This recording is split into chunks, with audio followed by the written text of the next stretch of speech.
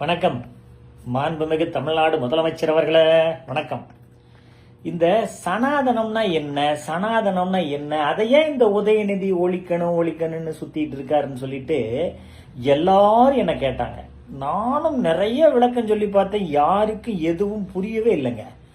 அப்புறம் தான் தெரிஞ்சது, இன்னைக்கு உங்க அமைச்சரவையில இந்து அறநிலையத்துறை அமைச்சராக இருக்கக்கூடிய ரமேஷ் அப்படிங்கிற ஒரு நபர் சனாதனத்தை ரொம்ப எளிமையா விளக்கிட்டார்.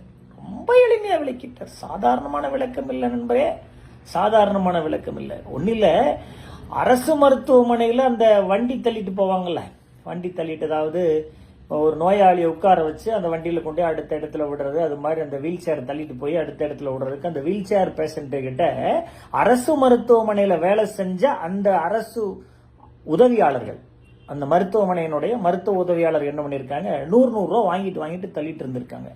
இத போய் கையும் களவுமா பிடிச்சு உங்க அமைச்சர் மிகப்பெரிய வேலை செஞ்சு அந்த கையும் களவுமா பிடிச்ச அந்த தொழிலாளிய பணியிடை நீக்கம் செஞ்சு சஸ்பெண்ட் உத்தரவு கொடுத்து அனுப்பியிருக்காரு. பாருங்க எவ்வளவு பெரிய வேலை, சாதாரண வேலை இல்லை.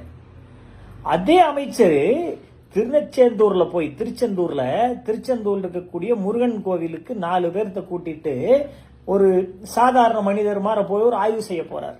அந்த நேரத்துல அங்க இருந்த ஐயர் ஒருத்தர் உள்ள போறதுக்கு 1000 ரூபாய் 4000 ரூபாய் கொடுத்தீங்கன்னா குறுக்கு வழியில கூட்டிட்டு போய் 4 பேர்த்தையும் சாமியை பார்க்க வச்சு அனுப்பிடுவேன் அப்படின்னு சொல்லி இவர் அமைச்சர்னே தெரியாம 4000 ரூபாய் லஞ்சம் வாங்கிட்டார்.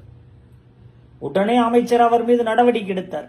எப்படி தெரியுமா, 100 ரூபாய் வாங்கின இவங்க மேல சஸ்பெண்ட் ஆர்டர்.